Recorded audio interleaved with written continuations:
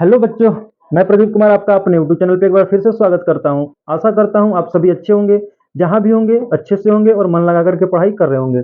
हम लोग क्लास 9 का मैथ पढ़ रहे हैं और हम लोग पिछले वीडियो में प्रश्नावली 1.2 को सॉल्व कर रखा है। आज हम लोग प्रश्नावली 1.3 को स्टार्ट करने से पहले उसके बारे में थोड़ी सी बेसिक जानकारी ले लेते हैं, जैसा कि हम लोग हर वीडियो में करते हैं। और ये बेसिक जानकारी आपको इतना जरूर मदद करता होगा कि अपने से आप लोग प्रश्नावली 1.3 को या जो भी प्रश्नावली होती होंगी उनको आप अपने से हल कर पाओ। ठीक है, तो आज हम लोगों को देखना है कि वास्तविक संख्याएं एवं उनके दशमलव प्रसार। दशमलव प्रसार हम लोगों को देखना है। तो देखिए, दशमलव प्रसार किसी भी संख्या के यदि आप दशमलव प्रसार को देखिएगा तो जो दशमलव प्रसार है, ठीक है, क्या हम लोगों को देखना है? दशमलव प्रसार। अब ये जो दशमलव प्रसार है, दशमलव प्रसार किसका? दशमलव प्रसार वास्तविक संख्याओं का। तो दशमलव प्रसार कैसा होता है? पहली बात तो आपको वास्तविक संख्याएं याद होंगी। वास्तविक संख्याएं क्या होती हैं बेटा? कि वास्तविक संख्या परिमेय संख्या और अपरिमेय संख्या दोनों का मिश्रित मिश्रित रूप को ही हम लोग क्या बोलते हैं? वास्तविक संख्या। अब दशमलव प्रसार यदि आप देखोगे तो दशमलव प्रसार को दो भागों में बांटा गया है। ठीक है, पहला आपका होता है शांत दशमलव प्रसार। ऐसा शांत दशमलव प्रसार, और दूसरा होता है आपका अशांत दशमलव प्रसार। अशांत दशमलव प्रसार। अब पहले तो हम लोग शांत और अशांत को समझते हैं। अशांत दशमलव प्रसार, ये शांत और अशांत होते क्या है पहले इसको समझ लीजिए, फिर अशांत दशमलव प्रसार दो भागों में होते हैं। अशांत जो दशमलव प्रसार है इसको भी पुनः दो भागों में बांटा जाता है। ठीक है, तो पहले हम समझते हैं कि ये शांत दशमलव प्रसार और अशांत दशमलव प्रसार क्या होता है। शांत दशमलव प्रसार की यदि बात करो आप, तो मान लीजिए कि आप एक में दो से भाग दे रहे हो। एक बटे में क्या है बेटा? दो। अब एक बटे में दो का मतलब कि यदि आप एक में दो से भाग दोगे तो भाग देने के बाद शेषफल क्या आ जाए? शून्य आ जाए। तो वह कैसा होगा? शांत दशमलव प्रसार होगा। या कह सकते हो कि जिनको भाग देने पे भागफल क्या हो आपका, अंत में आपका उसके शेषफल शून्य हो। जैसे दो से यदि आप देखोगे, एक को काटोगे तो जाएगा नहीं, जीरो बार में ले जाओगे यहाँ पे जीरो आएगा, बचेगा एक। दशमलव दोगे तो यहाँ पे क्या हो जाएगा? 10, और दो पांचे 10। इसको दो, एक को दो से विभाजित किए हो तो इसका दशमलव प्रसार कैसा आया है? 0.5। और शेषफल कैसा आ गया? तो शेषफल आपका आया है शून्य, मतलब कुछ नहीं बचा। तो ये कैसा होगा? शांत दशमलव प्रसार होगा। कोई अन्य एग्जाम्पल लीजिए, जैसे मैंने लिया, मान लीजिए कि 25, 4/25। अब आपको 4 में 25 से भाग दे करके देखना है कि क्या ये शांत दशमलव प्रसार है, पूरी तरह से कट रहा है कि नहीं। दशमलव दीजिएगा तो 40 हो जाएगा, 25 से एक बार में जाएगा, 25 से कम 25, कितना बचेगा यहाँ से? 15। दशमलव है तो जीरो आएगा, और 25 से कितनी बार में जाएगा? तो 25 छक्का 150 होता है ना। तो ये शेषफल कितना आ गया बेटा? शेषफल आया जीरो। अर्थात ये आप कह सकते हो कि 4/25 का जो दशमलव प्रसार है वो कैसा है? वो शांत दशमलव प्रसार है। ठीक है, शांत दशमलव प्रसार है। अब बात आती है अशांत दशमलव प्रसार की। अब अशांत दशमलव प्रसार में आप जैसे एक में तीन से भाग दीजिए।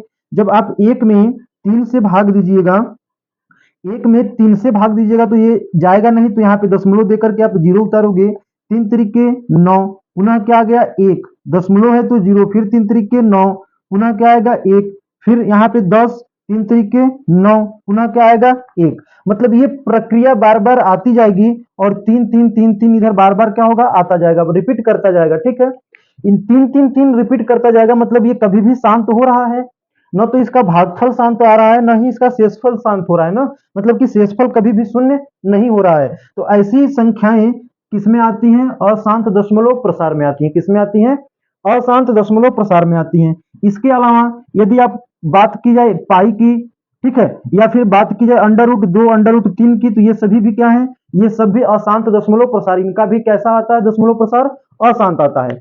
लेकिन अब बात करते हैं कि कौन सा अशांत में दो भागों में हम लोगों ने विभाजित किया है। अब इसमें हम लोग देखते हैं। आशा करते हैं आपको शांत दशमलव प्रसार और अशांत दशमलव प्रसार समझ में आ गया होगा कि शांत दशमलव प्रसार, अशांत दशमलव प्रसार, इनका नाम क्यों पड़ा। ठीक है, अब देखिए इसमें शांत दशमलव प्रसार में क्या होता है कि इसका शांत दशमलव प्रसार में शेषफल क्या होता है कि शून्य हो जाता है। इसमें शेषफल शून्य हो जाता है। किसमें? शांत में शेषफल शून्य हो जाता है। ठीक है, शेषफल शून्य हो जाता है। अब इसको देखिए, अशांत में क्या होता है? तो अशांत में शेषफल शून्य नहीं होता।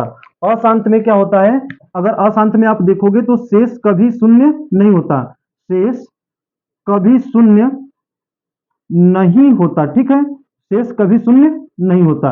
ये किसके लिए है, अशांत दशमलव प्रसार में। अब अशांत दशमलव प्रसार को आपको दो भागों में बांटा गया है, कौन कौन सा, एक होता है अशांत आवृत्ति, कौन सा, अशांत आवर्ती, ठीक है, और दूसरा अशांत अनावर्ती, अशांत अनावर्ती, ठीक है, अशांत अनावर्ती। अब ये दो तरीके के होते हैं, एक शांत और दूसरा अशांत, एक अशांत आवर्ती और दूसरा अशांत अनावर्ती। अशांत आवर्ती को, इसको ये भी कहा जाता है अनवसानी, अनवसानी आवृत्ति, ठीक है, आप अपने बुक में देखिएगा तो इसको अनवसानी आवृत्ति भी कहा जाता है। और ये होता है आपका अशांत अनावर्ती या अनवसानी अनावर्ती, मतलब कि नन रिपीटेशन, ठीक है, इनमें आवर्ती का मतलब होता है कि किसी संख्याओं का रिपीटेशन हो, और अनावृत्ति का मतलब होता है कि संख्याओं का रिपीटेशन न हो। जैसे यदि आप देखोगे अभी हमने लिया था एक में किससे भाग दिया था, 3 से, जब एक में 3 से भाग दिया था तो इसका दशमलव प्रसार कैसा आया था, 0.3333, और ये 3 क्या हो रहा था, लगातार चला आ रहा था, शेषफल शून्य नहीं हो रहा था, अर्थात ये अशांत दशमलव प्रसार है। इसमें भाग देने पे भागफल में क्या हो रहा था, भागफल में अंकों के पुनरावृत्ति हो रही थी, मतलब अंकों में पुनरावृत्ति, बार बार वे संख्याएं आ रही थी, इसलिए ये किसमें आ गई, आवृत्ति हो रहा था किसका, अंकों का, इसलिए इसको हम लोग बोलेंगे अशांत आवृत्ति। अशांत अनावृत्ति में क्या होता है, अशांत अनावृत्ति में एक तो इसका शेष कभी शून्य आएगा नहीं, दूसरा इसका जो भागफल है उसमें कभी भी पुनरावृत्ति नहीं होगी। इसमें कौन सा आता है, अशांत अनावृत्ति में, जैसे √2, पाई, √3, √5, ये सभी किसमें आते हैं, अशांत अनावृत्ति में। तो आप इसको कह सकते हो अशांत आवृत्ति या अनवसानी आवृत्ति में, इसको आप कह सकते हो कि इसका जो भागफल है, भागफल में अंकों का, भागफल में अंकों का पुनरावृत्ति, पुनरावृत्ति होता है, ठीक है, अंकों का पुनरावृत्ति होता है। जबकि इसमें क्या होता है, इसमें अगर बात की जाए तो भागफल में अंकों की पुनरावृत्ति नहीं होती और शेषफल भी शून्य नहीं होता, ठीक है।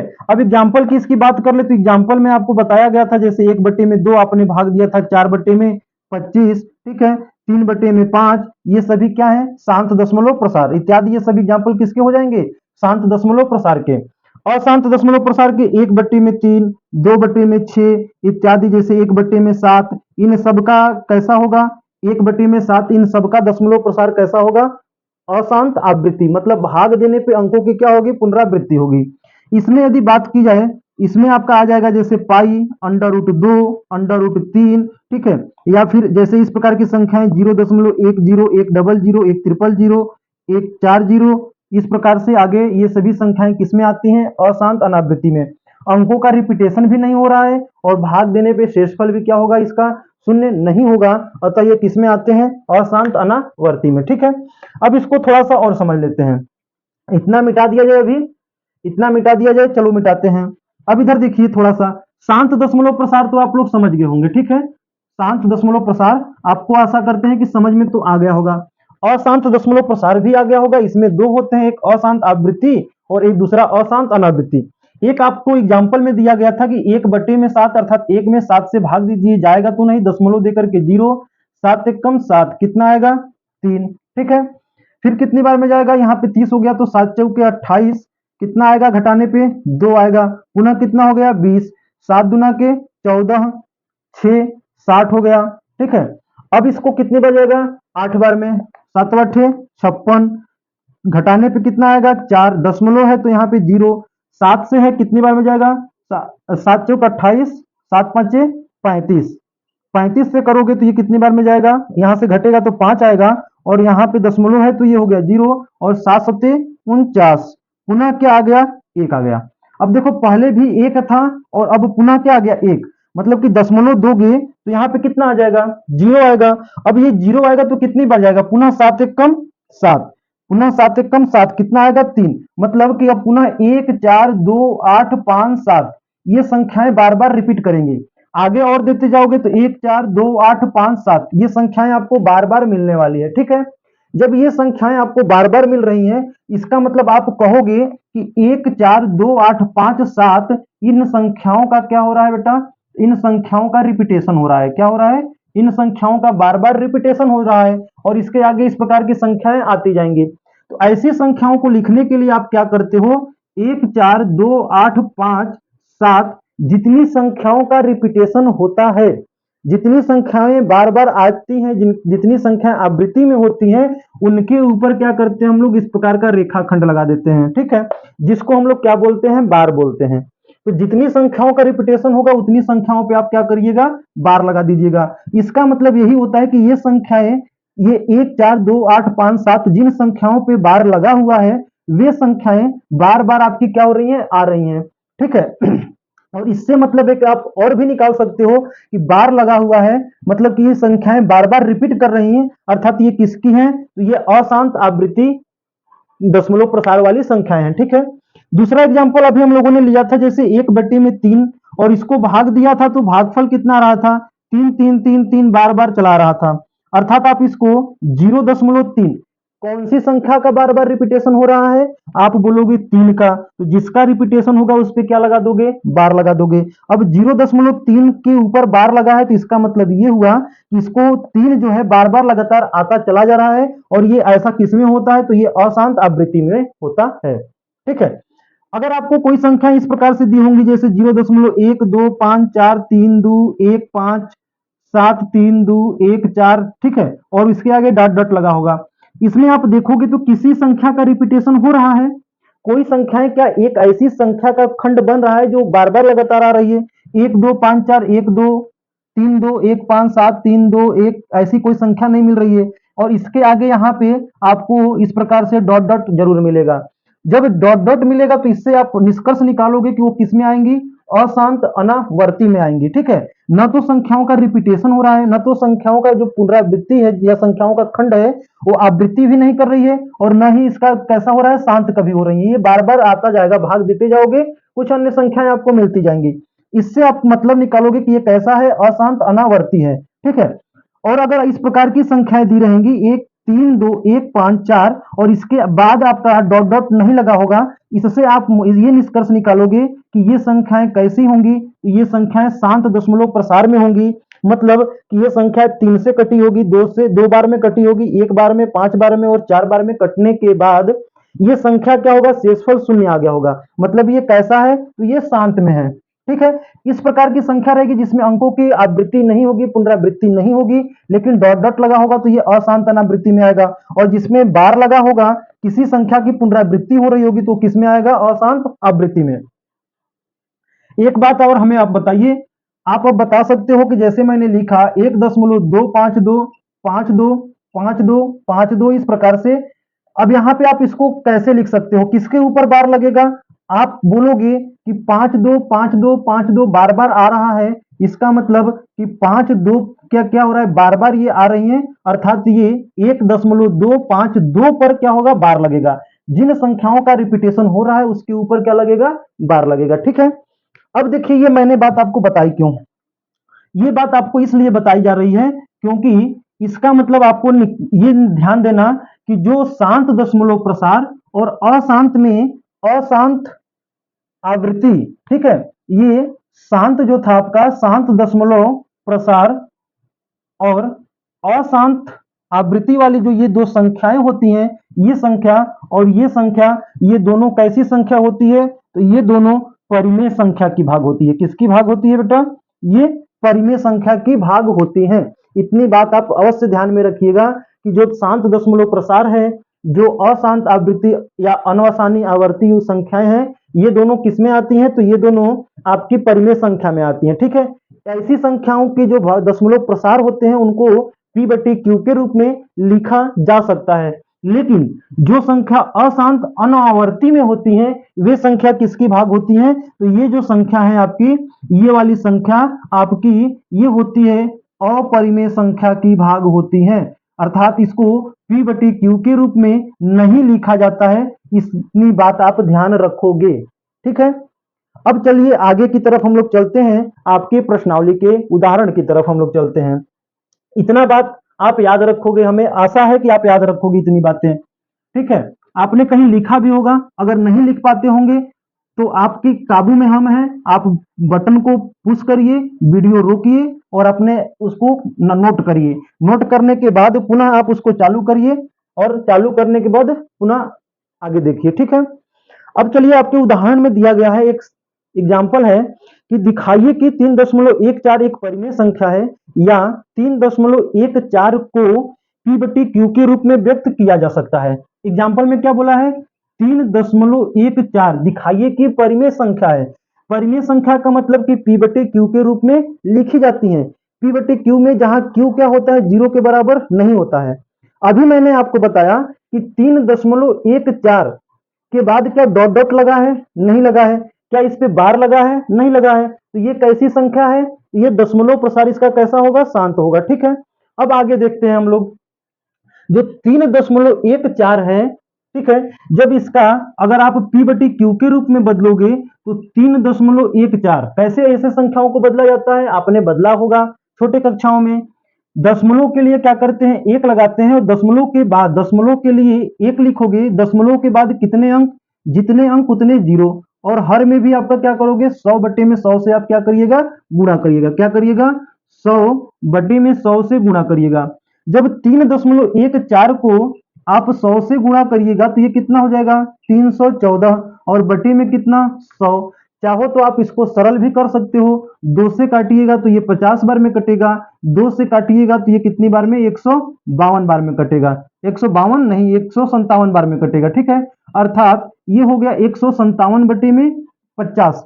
क्या ये पी बटे क्यू के रूप में है? बिल्कुल है, पी बटे क्यू के रूप में। क्या क्यू बराबर 0 है? आप बोलोगे कि नहीं, ये क्यू बराबर 0 नहीं है, क्योंकि इसका हर कितना है? 50 है। अर्थात 157 बटे में 50 आपकी क्या है? 157 बटे में 50 एक परिमेय संख्या है।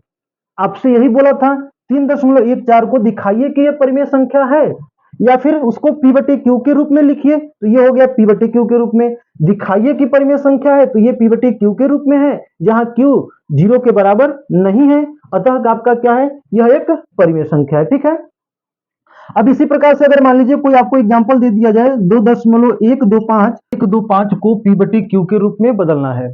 ठीक है, अब 2.125 को पी बटे क्यू के रूप में बदलना है। सबसे पहले तो आप देखोगे कि ये कैसी दशमलव प्रसार है, तो इसका दशमलव प्रसार शांत है।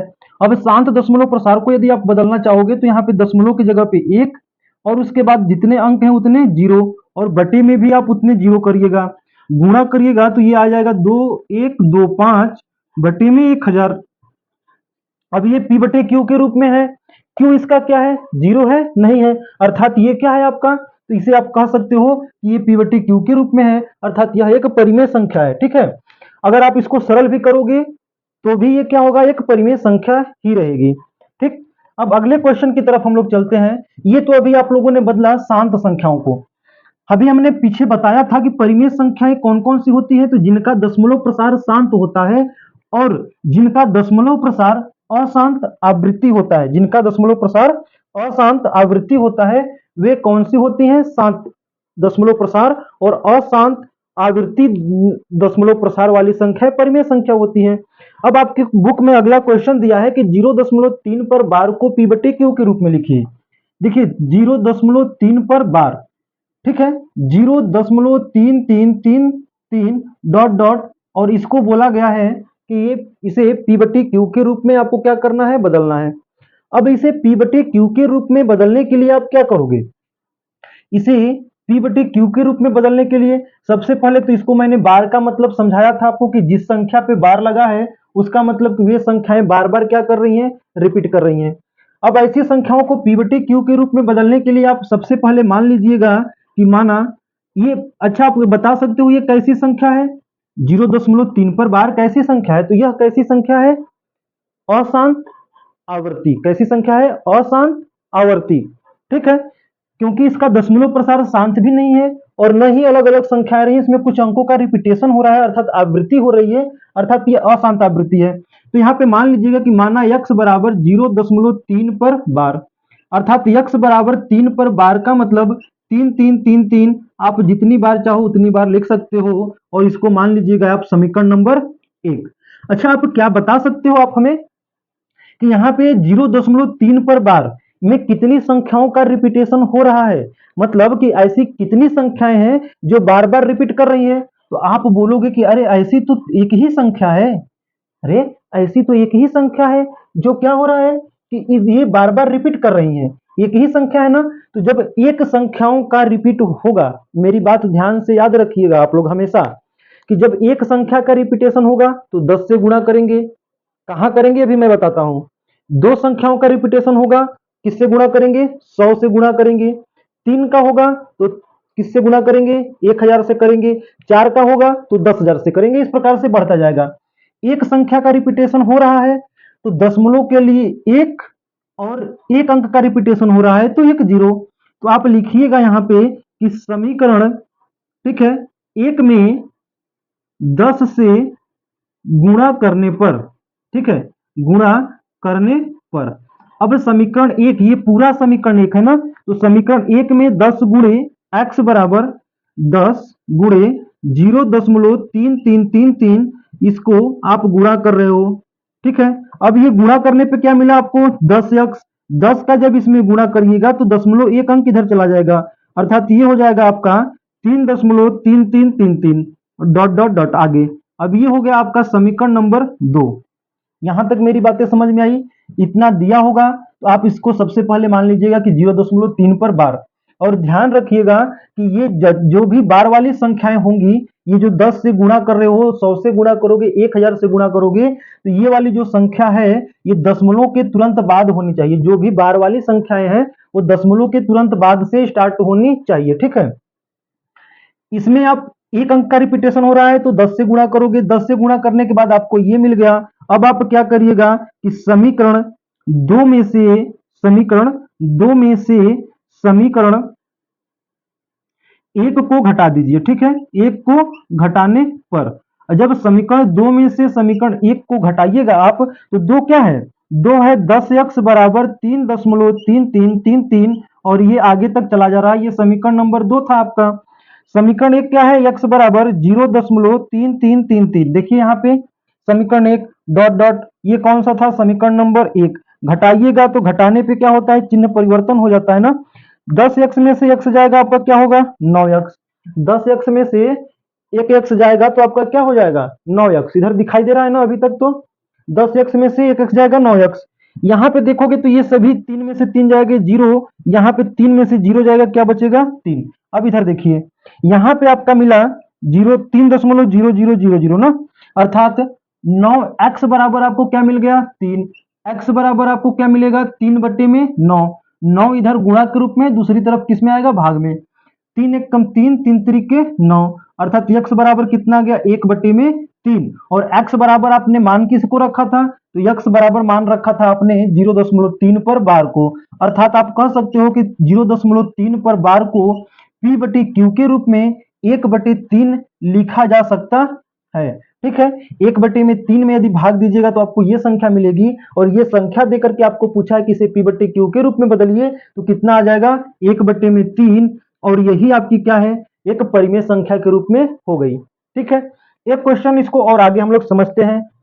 बिल्कुल सरल है, ज्यादा कठिन नहीं है, बस आप समझिए इसको। जितनी बातें बताई जा रही है उसको ध्यान से समझिएगा, आपको समझ में आ जाएगा। देखिए अगली क्वेश्चन जो आपसे बोला है वो आपका क्या दिया है, आप लोग क्वेश्चन में पढ़ोगे अगर, आपकी सॉल्व एग्जांपल में दिया है कि 1.272727 क्या दिया है, 1.272727 डॉट डॉट करके दिया है, बराबर 1.27 पर बार को दिखाइए कि, या इसको p/q के रूप में आपको क्या करना है, व्यक्त करना है, किसमें, p/q के रूप में। अब देखो यहाँ पे जो बार लगा हुआ है ये दशमलव के तुरंत बाद वाली संख्या पे लगा है। कितनी संख्या पे लगा है, तो दो संख्याओं का। कितनी संख्याओं का रिपीटेशन हो रहा है, दो संख्याओं का। क्या दशमलव के तुरंत बाद वाली सभी संख्याओं का रिपीटेशन हो रहा है, तो आप बोलोगे हाँ। तब यहां से लिखिएगा माना, ठीक है, क्या लिखोगे, x बराबर, इसको मान लेना 1.27 पर बार। जब इसको x बराबर मानोगे तो इसको लिख सकते हो, अर्थात 1.27। बार का मतलब ये होता है कि ये संख्याएं क्या कर रही हैं, बार बार रिपीट कर रही हैं। इसको समीकरण नंबर 1 मान लीजिएगा। समीकरण नंबर 1 मानने के तुरंत बाद मैंने आपको बताया था कि जितनी संख्याओं का रिपीटेशन होगा उतने से हम क्या करते हैं, गुणा करते हैं। तो कितनी संख्याओं का रिपीटेशन हो रहा है, 2 संख्याओं का। दशमलव के तुरंत बाद वाली संख्या का रिपीटेशन हो रहा है, वो भी कितनी, 2 संख्याओं का। अर्थात आप समीकरण 1 में किससे गुणा करोगे, अब तो आपको पता हो गया होगा। समीकरण 1 में किससे गुणा करोगे, दशमलव के लिए 1, दशमलव के बाद कितने अंक का रिपीटेशन हो रहा है, 2 अंकों का, तो 2 जीरो। तो कितना हो जाएगा, 100। समीकरण 1 में 100 से गुणा करने पर, 100 से गुणा करने पर, ठीक है। अब 100 से अब यदि आप गुणा करिएगा तो ये क्या हो जाएगा, 100 गुणे x बराबर, इसमें आप 100 से गुणा करोगे 1.272727 और ये डॉट डॉट इस प्रकार से था, ठीक है। 100 से गुणा करने पे इधर मिला आपका 100x बराबर 100 का जब इसमें आप गुणा करिएगा तो ये दशमलव जो है आपका, ये 2 अंक बाईं तरफ चला जाएगा, अर्थात 127। अब दशमलव 2 अंक आने के बाद यहाँ पे आ जाएगा 272727 आ जाएगा, और आगे भी इसी तरह है। इसको मान लीजिए समीकरण नंबर 2। अब क्या करना है आपको कि समीकरण 2 में से क्या करना है, समीकरण 2 में से समीकरण 1 को घटाने पर, ठीक है। अब 2 अधिक है इसलिए 2 में से 1 को क्या करिएगा, आप घटाइएगा, घटाने पर। जब समीकरण 2 में से समीकरण 1 को घटाएंगे तो समीकरण 1 क्या है, पहले 2 लिखिए, 100x बराबर 127.272727, ठीक है, 27 इस प्रकार से आगे भी है। ये कौन सा समीकरण था, समीकरण नंबर 2। समीकरण 1 क्या है, तो समीकरण 1 है x बराबर 1.272727 और आगे भी इसी तरह है, ठीक है। अब इसको यदि आप घटाओगे तो ये घटाने के बाद आपको क्या मिलेगा, 100 में से 1 x जाएगा तो कितना बचेगा, 99x। इधर तो आपको सभी जीरो मिलेंगे, ठीक है। 127 में से 1 यदि आप घटाते हो तो आपको मिलने वाला है 26, कितना, 126। अब इधर देखिए, इधर मिला आपको कितना, 99x, बराबर में इतना, इधर कितना आया है, 126। अर्थात आप x बराबर यहां से करोगे 126 बटे में 99, ठीक है। 6 2 8 1 9, ये अभी 3 से कटेगा तो 3 से काटिएगा, 9 से काटिए, 9 से ये 11 बार में कटेगा, 11 9 99, 9 1 कम 9, 3 12 और 9 चौके 36, अर्थात ये आ गया 14 बटे में 11, ठीक है। अब आपने x किसको मान रखा था, तो x मान रखा था 1.27 पर बार को, और इसका मान p बटे q के रूप में कितना आ गया, 14 बटे में 11, अर्थात इतने को आप यदि p बटे q के रूप में व्यक्त करोगे तो कितना आएगा, 14 बटे में 11 आएगा। इतनी बातें आपको समझ में आ गई होंगी, ठीक है। एक और क्वेश्चन इस पे का कर लेते हैं। अगर मेरे साथ आप लोग मैथ पढ़ते हो तो प्रॉमिस आपसे करता हूं कि 10 में जाते जाते आपको इतना सिखा दूंगा, इतना सिखा दूंगा कि आप 10 में आप डरोगे ही नहीं कि हमारा बोर्ड एग्जाम में 90 आएगा कि 92 आएगा, 80 आएगा। आप हमेशा, आपकी थिंकिंग इस लेवल की रहेगी कि मेरा 90 92 95 से ऊपर आने वाला है, ठीक है। अब चलिए अगला क्वेश्चन देखिए, अगला क्वेश्चन क्या है। एक और क्वेश्चन है, एक एग्जाम्पल है आपकी बुक का, उसी को देख लेते हैं, पुनः उसके बाद आगे की तरफ हम लोग चलेंगे। अगला एग्जाम्पल देखिए, अगला एग्जाम्पल क्या है आपका, दिया है कि 0.23535, 0.23535 डॉट डॉट डॉट को, अर्थात इसको लिखा गया है यहाँ पे 0.235 पर बार को p बटे q के रूप में आपको क्या करना है, व्यक्त करना है। क्या करना है, इसको p बटे q के रूप में व्यक्त करना है। अब इसे p बटे q के रूप में व्यक्त करने के लिए देखिए कौन सी संख्या का रिपीट कर रहा है बेटा, तो 3535 रिपीट कर रहा है। 2 रिपीट किया गया, नहीं किया, तो जो रिपीट किया है उसके ऊपर बार लगा हुआ है और जो रिपीट नहीं किया उसके ऊपर बार नहीं लगा है। अब इसको मान लीजिएगा कि माना x बराबर कितना मानोगे, x बराबर 0.235, अर्थात आप इसको ऐसे भी लिख सकते हो 0.23535 डॉट डॉट डॉट, और इसको आप समीकरण नंबर 1 मान लीजिएगा, ठीक है। अभी मैंने आपको बताया था कि जब भी आप गुणा करने चलोगे तो आपको यह ध्यान देना है कि क्या ये बार वाली संख्या, ठीक है, ये बार वाली संख्या दशमलव के तुरंत बाद है। आप बोलोगे कि नहीं, एक अंक छोड़ करके ये दशमलव के बार बाद लगा हुआ है, ठीक है। तो आप इसमें क्या करिए, दशमलव को यहां से एक अंक इधर लाने के लिए आप किससे गुणा करोगे, 10 से गुणा करोगे। तो समीकरण 1 में आप 10 से गुणा कर दीजिए। समीकरण 1 में किससे गुणा करोगे, 10 से गुणा करने पर। ये काम आपको हमेशा करना है, करने पर, ठीक है। लेकिन वहां पे हमारी जो संख्याएं थी, याद करिए कि दशमलव के तुरंत बाद, ठीक है, दशमलव के तुरंत बाद वाली संख्या पे आपका बार लगा हुआ। दोनों एग्जाम्पल में दशमलव के बाद वाली संख्या पे क्या था, बार लगा था। लेकिन यहाँ पे जो बार लगा है वो दशमलव के बाद एक अंक छोड़ करके लगा है। तो इसको सबसे पहले इस रूप में लेकर के आएंगे, ठीक है। तो 10 से गुणा करिएगा, एक अंक है तो एक अंक को 10 से गुणा करोगे तो ये हो जाएगा 10x बराबर 2, कितना हो जाएगा, 2.353535 डॉट डॉट डॉट। इसको अब आप मान लीजिएगा समीकरण नंबर 2। अब आप देखिए यहां से जो 10 से गुणा करने के बाद ये संख्या मिली है, दशमलव के बाद तुरंत सभी संख्याएं रिपीट कर रही हैं। अब आपको इस वाले समीकरण से कोई मतलब नहीं है। अब याद करो वो बातें, मैंने बोला था आपसे कि जितनी संख्याएं रिपीट करेंगे कितने से गुणा करना है। दो संख्या रिपीट कर रही है तो इसमें किससे गुणा करोगे, 100 से। समीकरण 2 में अब किससे गुणा करोगे, 100 से गुणा करोगे, ठीक है। 100 से गुणा करने पर आप कंफ्यूज मत होइएगा, ये जो गुणा हुआ है ये गुणा इसलिए हुआ है कि ये दशमलव को पहले यहां पे लाना था हमें, क्योंकि ये जो बार जो लगा है एक अंक छोड़ करके लगा है। यहाँ ये दशमलव 10 से गुणा किए हो कि ये दशमलव आपका बार वाली संख्या के नजदीक आ जाए। उसके बाद जितने अंकों का रिपीटेशन हो रहा है उतने आप क्या कर रहे हो, 100 से गुणा। मैंने बताया था कि दशमलव के लिए एक, जितने अंकों का रिपीटेशन हो रहा है उतने जीरो लगा दीजिए। 100 से इसमें यदि आप गुणा करोगे तो ये हो जाएगा 100 गुणे 10x बराबर 100 गुणे 2.35, ठीक है। अब इसमें आपको गुणा करना है, गुणा करिएगा तो 100 में 10 से आप यदि गुणा करते हो तो ये हो जाएगा 1000x। इसमें यदि आप करते हो 100 से गुणा करो तो दशमलव कितने अंक, 2 अंक इधर जाएगा बाएं तरफ, ये हो जाएगा 35, ठीक है, 35। और इसको आप मान लीजिए समीकरण नंबर 3। यहां तक की बातें आपको अच्छे से समझ में आ गई होंगी। अब देखिए इधर, अब ये समीकरण 3 हो गया। तो जो काम हम लोग पहले करते आए हैं, समीकरण 3 में से, ठीक है, समीकरण 3 में से समीकरण किसको घटाओगे बेटा, तो 2 को घटाने पर। समीकरण 3 में से समीकरण 2 को घटाने पर जब 3 में से घटाओगे तो सबसे पहले समीकरण 3 कौन सा है, तो समीकरण 3 है जो दिया गया है उसको आप लिख लीजिएगा, ठीक है। अब इसको लिखने के बाद इधर डॉट डॉट लगा हुआ है, आगे तक संख्याएं चल रही हैं, ये समीकरण 3 है।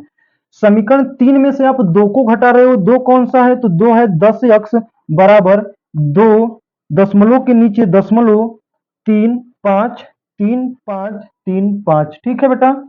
ये कौन सा है, समीकरण नंबर 2 है। इसको घटाइएगा, घटाने पे क्या होगा, 1000 में से 10 जाएगा तो ये बचेगा 990x बराबर 235 में से इसको यदि घटाते हो तो इधर तो सभी जीरो हो जाएंगे। दशमलव 5 में से 2 जाएगा 3, 3 और 2 अर्थात इतना आ गया। अब क्या करना है, कुछ नहीं करना है। अब क्या करना है, अब तो सब आप लोग कर ही चुके हो। 990x बराबर कितना आ गया, 233। कितना आ गया, 233। अर्थात x बराबर कितना आ जाएगा, तो 233 बटे में 990, ठीक है। अब ये देखो कि क्या ये p बटे क्यू के रूप में आया, आया p बटे क्यू के रूप में, अंश बटे के हर के रूप में है, जहां पे q बराबर क्या जीरो है, नहीं है। और x आपने किसको मान रखा था, तो x आपने मान रखा था 0.235 और 35 पे बार। इसको कितना लिखा जा सकता है p बटे क्यू के रूप में, तो 233 बटे में 990 लिखा जा सकता है। बस यही आपको करना था, ठीक है। आशा करते हैं आपको अच्छे से समझ में आया होगा। आप रिवाइज करिएगा, साथ में हल करते चलिएगा। एक बार वीडियो देखने के बाद पुनः आप अपने से प्रयास करिएगा। बाकी मिलते हैं कल, ठीक है। इसको आप नोट कर लीजिए।